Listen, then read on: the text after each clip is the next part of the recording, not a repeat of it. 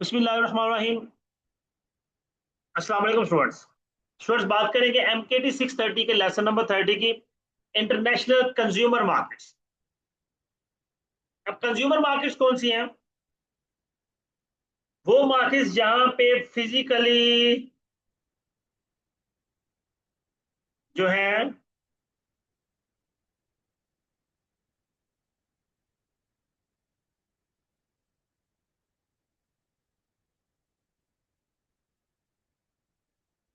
जी, जहां पे physically products जो है वो इस्तेमाल होती हैं। कंज्यूमर मार्केट वो है जहां यानी कि आप देख लें कि B2C जो मार्केट होती है कि बिजनेस ऐसी मार्केट में प्रोडक्ट को सेल कर रहा है, कंज्यूमर मार्केट में जो आपकी प्रोडक्ट को एक्चुअली यूज करते हैं। कंज्यूमर को अंडरस्टैंड करने से पहले पहले भी कई दफा मैं बता चुका हूं, दोबारा रिपीट कर रहा हूं कि कस्टमर और कंज्यूमर ये दोनों समझना बड़ा जरूरी होता है। जो बंदा आपकी प्रोडक्ट बाय कर रहा है वो कस्टमर है। वो बिजनेस भी हो सकता है, वो इंडिविजुअल भी हो सकता है, वो कोई भी हो सकता है। जरूरी नहीं है कि वो वही हो जिसने इस्तेमाल किया। हाँ, जो आपकी चीज को एक्चुअली इस्तेमाल करता है तो वो कंज्यूमर कहलाता है, ना कि कस्टमर। हाँ, ये जरूर हो सकता है कि कंज्यूमर उसी टाइम एक ही टाइम पे कंज्यूमर भी हो और कस्टमर भी हो, लेकिन ये कस्टमर के लिए लाजमी नहीं है कि जो चीज जो कस्टमर है वो उसी टाइम पे कंज्यूमर हो। दोबारा बात को सुन लें, कंज्यूमर एक ही टाइम पे कंज्यूमर और कस्टमर हो सकता है, लेकिन कस्टमर एक ही टाइम पे कस्टमर और कंज्यूमर नहीं हो सकता। तो कस्टमर लाजमी नहीं है कि चीज को खुद ही कंज्यूम करे। मिसाल के तौर पर एक मैन्युफैक्चरर है, उसने अपनी गुड्स होलसेलर को बेची है, तो होलसेलर चीजें इस्तेमाल नहीं करता। तो होलसेलर उस मैन्युफैक्चरर का कस्टमर जरूर है, लेकिन कंज्यूमर नहीं है। उसने आगे होलसेलर ने आगे रिटेलर को बेची, तो रिटेलर जो है वो भी कस्टमर है होलसेलर का, लेकिन वो कंज्यूमर नहीं है। लेकिन जब रिटेलर ने आगे चीज बेची अपने कस्टमर को, जो कि खुद चीज को कंज्यूम करेगा या उसका कोई हाउस होल्ड मेंबर कंज्यूम करेगा, तो वो कंज्यूमर कहलाएगा।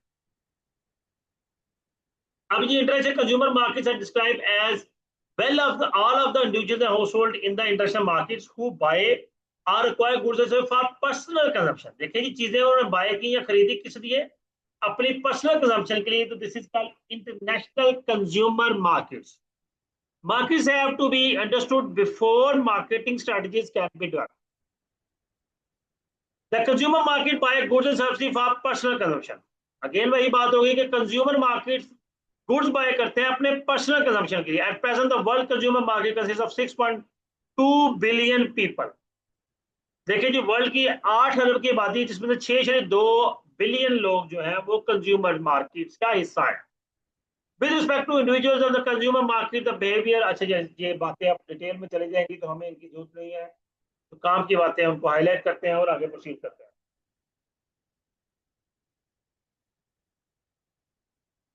After the following section examines the influence that affect buyers, our discussion is presented which examines how consumer market actual buying decisions. Decisions vary based on the degree of buyer involvement and degree of difference among brands। जी, अब ये buying decisions बड़े matter करते हैं।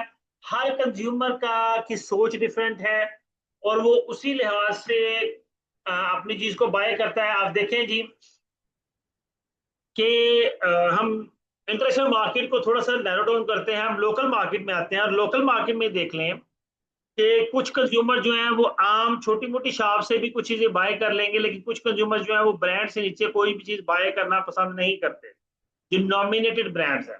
ठीक है, तो ये difference होता है। तो फिर हर कंज्यूमर की सोच डिफर है। पर new product special situations affect the consumer choice decisions. नई प्रोडक्ट हो तो कुछ स्पेशल सिचुएशंस होती हैं जिनके बिहार पे कंज्यूमर जो है प्रोडक्ट को एक्सेप्ट करता है, अदरवाइज वो नई प्रोडक्ट को एक्सेप्ट ही नहीं करेगा। अब इसमें क्या होता है कि आपकी जो मार्केटिंग स्ट्रेटेजीज होती हैं ये बड़ा मैटर करती हैं। जिस तरह वो अक्सर एक टर्म बोली जाती है, अच्छा मार्केटर वो है जो गंजे को कंघी बेचा है। तो क्या है, क्या अंडरस्टूड बात है, ये ऐसा पॉसिबल तो नहीं है।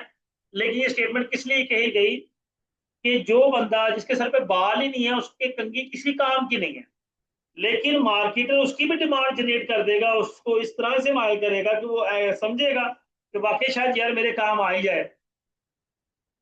जी, नेक्स्ट हम बात करेंगे introducing consumer buying behaviour. Many different factors affect consumer buying behaviour, बहुत से फैक्टर्स हैं जो कंज्यूमर के बाइंग बिहेवियर को अफेक्ट करते हैं।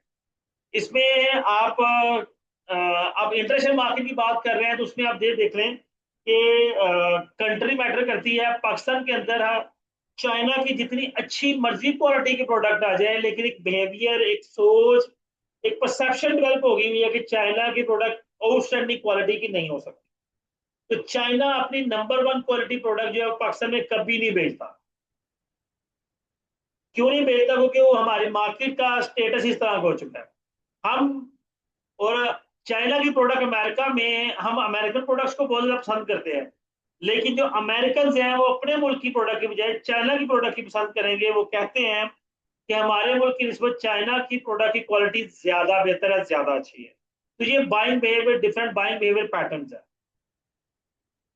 जिस तरह यहाँ पे लिखा हुआ था, consumer market is all the individual household who buy और acquire goods and services for their personal consumption. ठीक है।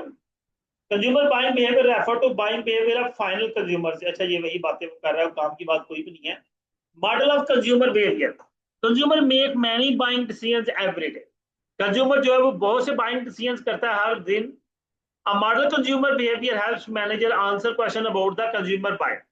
जी, कंज्यूमर बिहेवियर को मॉडल के तौर पर जज किया जाता है, लोगों को ऑब्जर्व किया जाता है, लोगों के पैटर्न को ऑब्जर्व किया जाता है, लोगों के सेलिंग पैटर्न को देखा जाता है, लोगों की सोच पढ़ी जाती है, या फिर लोगों को फिजिकली हायर किया जाता है, जो नॉमिनेट कर दिया जाता है कि फला फला बंदे को अपने ऑब्जर्व कर रहे हैं कि वो किस तरह की कंजप्शन कर रहा है। The central question is how do consumers respond to various marketing efforts of company might use? जी, कंपनी मुख्तलिफ तरह के मार्केटिंग एफर्ट यूज कर रही है, तो उसका कोई भी कंज्यूमर जो है वो किस तरह से उस पर रिस्पॉन्ड कर रहा है। The stimulus respond made by buying buyer behaviour shows that marketing, product price, place promotion, and other stimuli such as economic, technological, political, cultural environment center on the consumer back box and produce certain responses। जी, ये जो product के 4 P's हैं और paste analysis है, economic, technological, political and cultural environment जो है, ये ultimately जो कंज्यूमर है उसके बिहेवियर को इफेक्ट लाजमी करता है। जी, अब कौन कौन से कैरेक्टरिस्टिक्स हैं जो कि कंज्यूमर के बिहेवियर को अफेक्ट कर रही होती हैं? उसमें कल्चरल फैक्टर्स हैं। अच्छा, इसको जरा हाईलाइट कर लें। That's it. कैरेक्टरिस्टिक में सबसे पहले हमारे पास आ गया कल्चरल फैक्टर्स है। कल्चर फैक्टर्स, अब कल्चर फैक्टर्स कौन कौन से हैं? अचीवमेंट और success, activity, involvement, efficiency, practicality, progress, material comfort. ये मुख्तलिफ तरह के कल्चर्स हैं, कल्चर फैक्टर्स हैं, यानी कि लोगों के किस तरह, किस बंदे की क्या सोच है, क्या करता है, उसकी किसी हर बंदे के अचीवमेंट, सक्सेस, उसको फ्रीडम, उसकी मोटिवेशन, उसके फिटनेस, हेल्थ, बहुत सी चीजें, बहुत से बिहेवियर्स डेवलप करते हैं। और वही भी बिहेवियर्स जो है अल्टीमेटली आपके बाइंग पैटर्न को भी इफेक्ट करते हैं। आगे सोशल फैक्टर्स में आ जाएंगे। Consumer behaviour is influenced by social factors, small group, family, social rule, status, ये सारी चीजें में होती हैं। आप एक बंदा एक हैबिटूटी स्टेटस में मौजूद है, या आप एक सिर्फ की मिसाल ले लें, एक बंदा बड़ी अच्छी जॉब कर रहा है, बड़ी अच्छी पोस्ट पे है, तो वो किसी भी रेडी पे, किसी ढाबे बैठ के खाना नहीं खाएगा, वो किसी अच्छे होटल में खाना खाना पसंद करेगा। और वही बंदा उस अच्छी जॉब से पहले इतना ज्यादा रिच नहीं था, अमीर नहीं था, तो वो किसी भी जगह बैठ के खाना खाने को उस पर वो आर महसूस नहीं करता था। तो ये फैक्टर्स होते हैं, सोशल फैक्टर्स हैं जो कि आपके बिहेवियर को इफेक्ट कर रहे होते हैं। इनको पढ़ आप लीजिएगा, उम्मीद करता हूँ कि आप इजीली अंडरस्टैंड भी कर लेंगे। फिर हमारे पास आता है पर्सनल फैक्टर्स। अब पर्सनल फैक्टर्स क्या है? Buyers decisions also influenced by personal factors such as buyers age, life cycle stage, occupation, economic situation. जी, अब ये पर्सनल फैक्टर्स भी बहुत ज्यादा इफेक्ट करते हैं किसी भी बंदे की बाइंग स्टेटस को, बाइंग बिहेवियर को। अब देखिए, एज फैक्टर बड़ा मायने रखता है। जो यंगस्टर्स हैं वो चीजें डिफरेंट पसंद करते हैं, जो थोड़ी सी ओवर एज के हैं वो चीजें मुख्तलिफ पसंद करते हैं, जो सीनियर सिटीजन हैं उनकी चॉइस हो रहा है। अभी वो देख लें कि जो कपड़े पहनने का अंदाज है या ढंग है, वो भी हर एज वाइज, हर जनरेशन का डिफरेंट है। A personal occupation affect the goods services bought for software bought by accountant, lawyers and doctors। जी, जो पर्सनल ऑक्यूपेशन है वो बड़ा मैटर करते हैं। कि किसने क्या कौन सा बाइंग पैटर्न या कंजप्शन पैटर्न यूज करना है। इसमें उसने लिखा कि जो अकाउंटेंट्स हैं, लॉयर्स एंड डॉक्टर्स हैं, वो अपनी नोयत के सॉफ्टवेयर परचेज करते हैं। Economic future of buyer is very important in purchase consideration. If the person fears losing their job, their purchasing habit generally change. एक बंदे को डर है कि उसकी जॉब चली जाएगी तो उसकी परचेजिंग हैबिट क्विकली डाउन चली जाएंगी। उसकी कोशिश हो कि मैं पैसा बचाऊं ताकि अगर मेरी जॉब चली जाती है तो मेरे पास इसलिए सेविंग्स हो कि मैं कुछ अरसा कुछ टाइम पीरियड गुजार सकूं। ये जी कुछ पर्सनल फैक्टर्स आगे, ये भी इसी तरह ही अपने पढ़ने भी हैं। ठीक, कुछ पढ़ लीजिएगा, मोर देन एनफ है, सारे पढ़ने की जरूरत नहीं है। Sources can be either abundant minimum depending upon, ये आप खुद भी सोच सकते हैं कि रूटीन वाइज आपकी भी सोच इसी मिलती जुलती होती है। अब साइकोलॉजिकल फैक्टर्स है, तो साइकोलॉजिकल फैक्टर्स में buyer choice influence by four major psychological factors: motivation, perception, learning and believe and attitude. ये चार फैक्टर्स हैं जो कि साइकोलॉजिकली इफेक्ट करते हैं आपकी बिहेवियर पैटर्न को। आप साइकोलॉजिकली से अगर हम कोई मिसाल लें तो आप देख लें कि जो बंदा आप देख लें कि नई नई जॉब उसकी लगी है, अब लोअर लेवल पे जॉब से है या कोई वर्कर है, तो उसकी सोच यहीं तक होगी कि मुझे जॉब सेफ्टी मिल जाए, मुझे कोई मेडिकल फैसिलिटी मिल जाए, रहने के लिए जगह मिल जाए, तो उसके लिए वही काफी है। लेकिन जैसे जैसे उसका स्टेटस बेहतर होता जाएगा, उसकी प्रमोशन होती जाएगी, उसके जो सोच है, उसकी परसेप्शन है, उनमें चेंजिंग आती चली जाएगी। All these things related to the psychological factors. ये यहाँ पे 5 बेसिक नीड्स के बारे में बताया गया। ये Maslow hierarchy theory of need theory है कि 5 तरह की बेसिक, एक फिजिकल नीड्स हैं, सेफ्टी नीड्स हैं, सोशल नीड्स हैं, स्टीम नीड्स हैं और सेल्फ एक्चुअलाइजेशन है। सबसे पहले फिजिकल नीड है, रोटी कपड़ा और मकान। फिर सेफ्टी नीड्स आती है कि मेडिकल वगैरह और रिहाइश वगैरह आ जाते, यानी कि मेडिकल वगैरह आ गया। सोशल नीड्स में आप सोसाइटी के हवाले से आपकी नीड बन जाती है कि आप सोसाइटी में कैसा रोल प्ले कर रहे हैं। फिर स्टीम आता है, सेल्फ एक्चुअलाइजेशन हो जाता है। तो ये सारी चीजें आपके साइकोलॉजिकल फैक्टर्स को अफेक्ट कर रही होती है।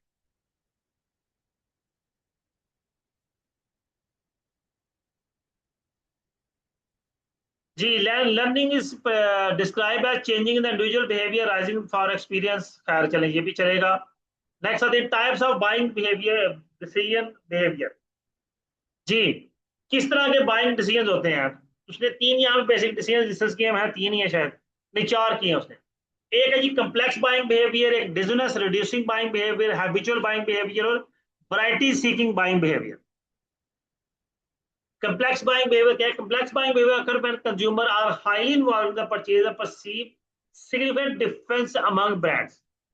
जब मुख्तलिफ ब्रांड्स का वो कंपैरिजन कर रहे हैं और सोच रहे हैं यार कौन सी चीज मेरे लिए मुनासिब है, बेहतर है, क्वालिटी अच्छी है, प्राइस भी रिजनेबल हो, तो वो कम्प्लेक्स बाइंग बिहेवियर हो जाता है, क्योंकि उसके पास मल्टीपल चॉइसेस, और जब चॉइसेस ज्यादा हो तो सजेशन या सिलेक्शन जो है वो मुश्किल हो जाती है।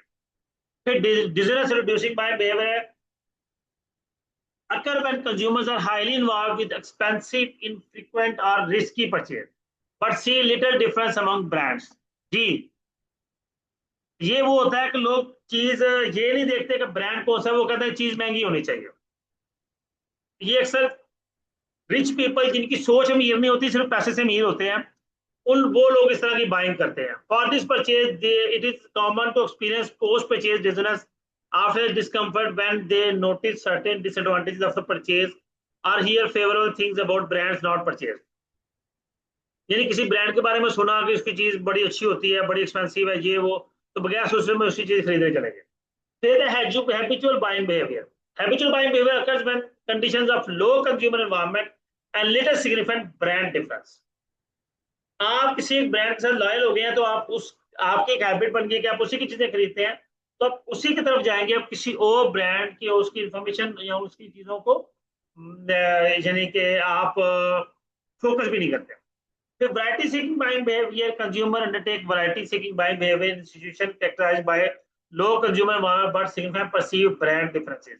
जी, वैरायटी सीकिंग में मल्टीपल वैरायटी पे लोग आते हैं कि वो देखते हैं कि कहाँ पे किस ब्रांड पे वैरायटी ज्यादा है, वहां पे उसको विजिट करेंगे, उसकी वैरायटी देखेंगे, उस पर सिलेक्शन करेंगे। जिसकी वैरायटी जितनी कम होगी वो उस पर उतना कम जाएगी। अब बाइंग डिसीजन प्रोसेस में सबसे पहले चीज आती है, ये सेम डिसीजन प्रोसेस जो है वो हर एक तकरीबन मिलता जुलती है। जैसे यहाँ पे देखें, सबसे पहला पॉइंट है नीड रिकग्निशन। सबसे पहले तो नीड रिकग्नाइज की जाती है कि जरूरत है क्या, चीज खरीदनी कौन सी है, किस चीज की जरूरत है, किस चीज की नीड जनरेट हो रही है। फिर जब नीड जनरेट होगी तो उसके बाद से में इंफॉर्मेशन कलेक्ट की जाती है कि आया इस तरह की चीज कौन बना रहा है, कहाँ अवेलेबल है, किस मार्केट में अवेलेबल है, किस क्वालिटी की अवेलेबल है।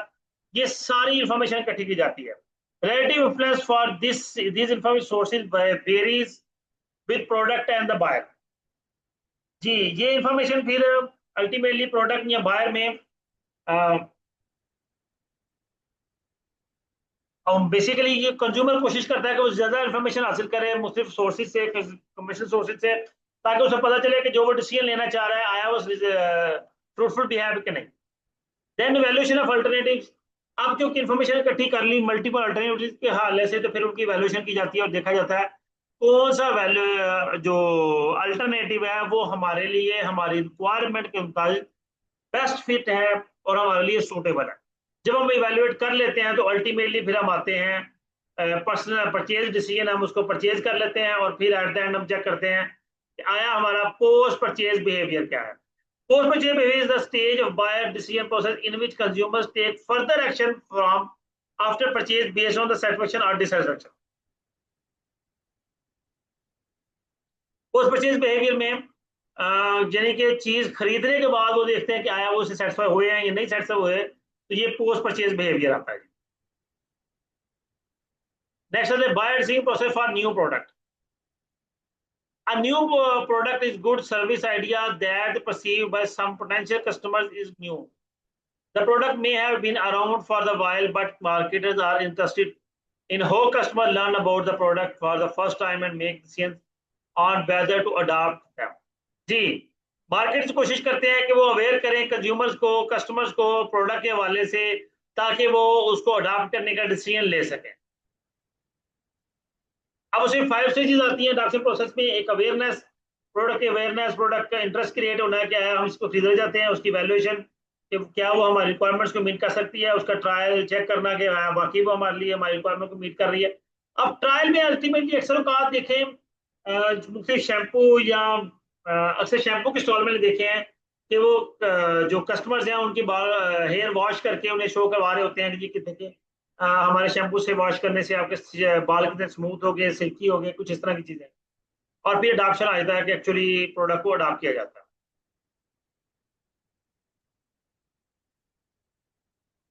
जी स्टूडेंट्स, ये आपका लेसन था, लेसन नंबर 30। उम्मीद करता हूँ आपके लिए अंडरस्टैंडिंग होगा। वीडियो को लाइक कीजिए, कमेंट कीजिएगा, अपना बहुत सा ख्याल रखिएगा। अल्लाह हाफिज।